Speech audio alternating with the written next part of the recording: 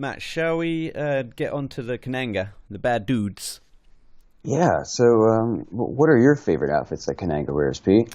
Well, this is where perhaps we'll just go off a little off piece to even start.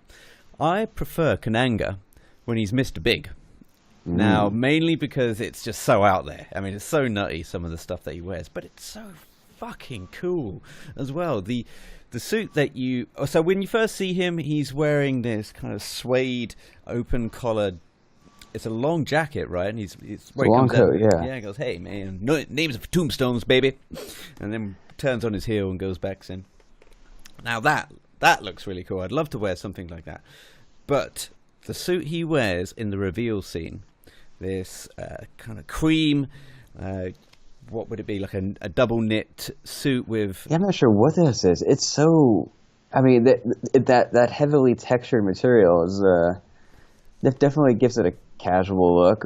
It's it's an interesting cut, and it's got a lot of pockets. Yeah, yeah. And now I love the look of this. I like how he contrasts with the big ostentatious red wingtip collar shirt. Would that be a wingtip collar shirt, Matt? Oh no, I Nope. think no, I think that's just a long point collar. Long point collar.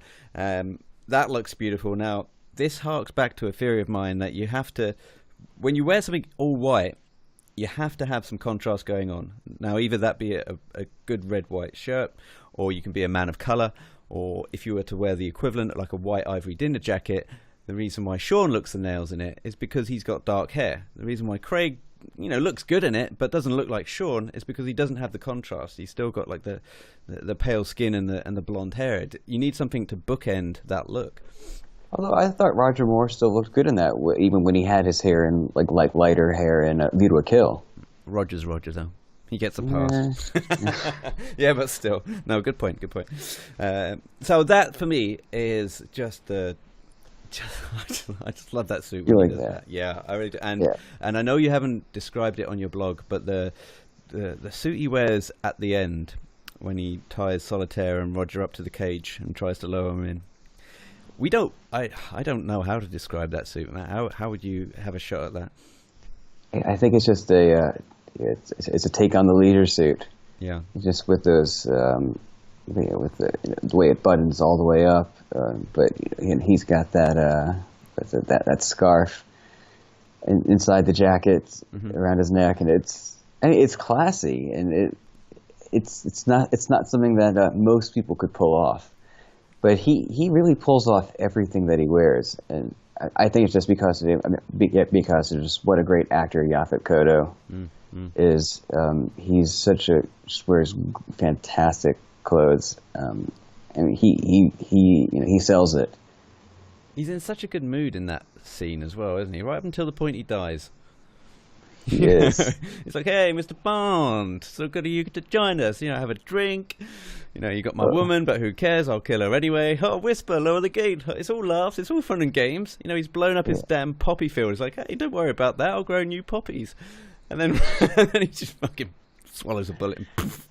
That's him fucked. Yeah. Anyway, Matt, you've written an awesome blog today, actually, or almost serendipitously, on Kananga's tan suit. Do you mind taking us through that, please? Yeah, so I mean, I think with that tan suit and the purple suit that he also wears, in his home, on his island, is they're both the two double-breasted suits that he wears are two of my favorite outfits, and I think it's also because of who these outfits were made by. I mean, these were made by Roger Moore's tailor Cyril Castle. Mm-hmm. Roger Moore brings in Castle to tailor himself for the Bond films, and Castle ends up tailoring the Bond villains. He makes clothes for Cubby Broccoli, and I think it's interesting because I often think of Castle as Moore's personal tailor because he was Moore's personal tailor from the time of they started The Saint over 10 years before Live and Let Die, through The Man with the Golden Gun. But I guess Castle was also a costumer because we're seeing him making suits for other people in the films, and I feel like it's so interesting just to see James Bond and the villain wearing clothes by the same tailor. Yeah, it's not. I mean, and this is not the only time it's happened. I mean, back in on Majesty's Secret Service, Jimmy Major made clothes for all the men, good guys, bad guys, and and I guess it's not an uncommon thing, but it's interesting that Roger. I mean, it was Roger's choice to bring this tailor in because it was Roger's tailor. Would Doug Hayward have made stuff for Christopher Walken and the likes? Not that I know of. Hayward, I think, might have tailored some other villains though, but he didn't. I don't believe he ever did Christopher Walken. Yeah, but then also, Kananga shirts are made by Frank Foster, including that bright red shirt, that Mr. Big shirt. That's a Frank Foster shirt. Well, that's Frank Foster made a ton of really flashy silk shirts, and they still have many 70s silks in stock and in their shop. Yep, you should definitely check out Frank Foster's Soup Shop. We must play the tapes, that interview that you did one day, Matt, the Frank Foster files.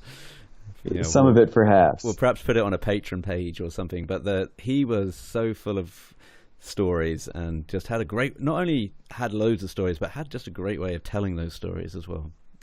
So maybe one day we'll play those tapes, the interview that you did when you went down and got some shirts from him in his shop there. So that's the tan suit. I think that looks fantastic, and that's the bit where he's like, hey, he's by the intercom. If he finds the fields, kill him, right? So if you're wondering the tan suit, that's that one. Yeah, but no, I think the purple suit is probably even more special. I mean, they're both very special suits on their own, but I think the purple or mauve printed suit, that looks like a villain suit. That belongs in a comic book. And I think that a lot of the villains in Live and Let Die, that whole film is really a big comic book. Teehee, right? I mean, Teehee, he must have been quite a hard guy to tailor for, because he's obviously quite a unit, isn't he? He sure was. And I do believe Frank Foster made those shirts as well for Teehee. I mean, someone had to make those special shirts to fit a one-armed man. Yeah, exactly. I mean, you could just cut off a sleeve of a ready-to-wear shirt, but this shirts fit him well, and I don't think he was an easy-to-fit man. Yep. I mean, I really love Teehee's shirt collars. The shape of his collar is beautiful, and I'm fairly sure that's a Frank Foster collar. He's another guy that was in a good mood throughout the entire film, wasn't he? He was always smiling. He was like, "Yeah, Mr. Bond, good to see you again." And if you get the feeling, if these guys weren't so intent on killing Bond, that they would be really nice people to hang around. Yeah, I mean, I'm sure they all enjoyed each other's company. Yeah. Maybe not Whisper. They kind of they didn't treat Whisper very well. No, Whisper was bullied in the workforce. He'd have a good case if he was to complain. In the Kananga industry. And I guess the only bit that Teehee was really pissed off about, apart from dying, was the minute that he couldn't cut off Bond's finger, because he had it in the little scissor there, didn't he? He goes on the first wrong digit, cut the little finger off. And when what I like in that scene, I don't know if you noticed that all the villains there, they're all the three. Well, I mean Kananga, or Mr. Big, Teehee, and Whisper. They're all wearing red. Yeah. Wait, is Baron Samedi wearing red too? No, I think he comes in his black. What's he wearing? He's wearing black and white outfit, isn't he? Yeah, but because there is a lot of red in this film, and it's I think the red really is a great villain color. And I think it's just so striking, and I think it makes the film look even a bit more comic book like. I think also this is the bit where Kananga reveals that he has got an absolute hard on for Solitaire, hasn't he? So he's saying, "God, fuck, had the time been right, I would have given you love. You knew that." Backhands her. But that's a moment where you're like, damn, he was hoping that him and Solitaire would end up together.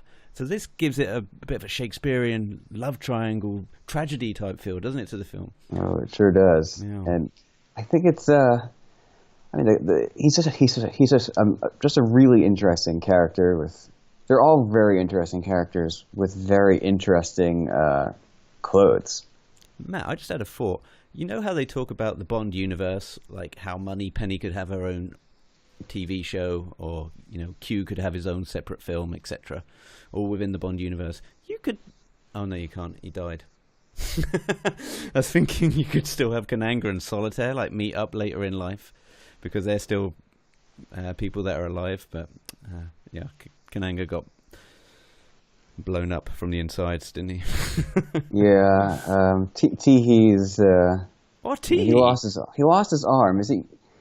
Is he alive? Do you think he died when he flew out of the train? Wow, him and Mr. Hinks could come back, right?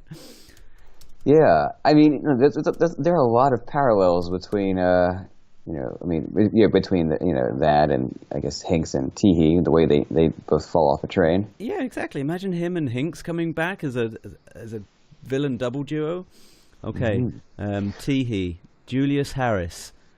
He died. Oh, that's a shame. 2004. Yeah. Yeah. Now, one thing about that Mr. Big outfit you like with the cream jacket and the red shirt. Yeah, please get back on get back onto the brief. One thing one thing that I saw in Skyfall that reminded me of that. Do you know what's a bit similar to that? In Skyfall, which actor? Bond? No, not Bond. Another villain. Another villain. When Silva meets Bond. Ah, yeah, okay. He's wearing a cream jacket and a very flashy shirt as well. Mm-hmm. You think there could be any? You think that outfit could have been inspired by Mr. Big? Maybe. Something that I was going to ask you, Matt, that is quite interesting. So, if you take Silva wardrobe, I mean, I think Silva's wardrobe is actually pretty cool during the film, and you look at Kananga. He is probably arguably one of the best dressed villains in the whole franchise. Now, you do have other villains that are dressed absolutely atrociously, because Lindy Hemming, so for example, who was the dude in Casino Royale that Bond stabbed in the Body of Horrors, at the beginning? He's the one that has... Demetrius. Thank you, Demetrius. So Lindy Hemming said that he was purposely really badly dressed because she wanted to portray a guy that had lots of money, but new money, didn't know what to do with this new money.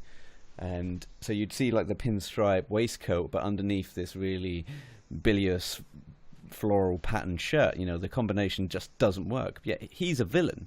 So sometimes the villains aren't always immaculately dressed. A lot of the times, like Auric Goldfinger, the villain would be like really, really crappily dressed because he's only just learned how to play golf. I think I had a point at the start of that, but maybe I lost it later on.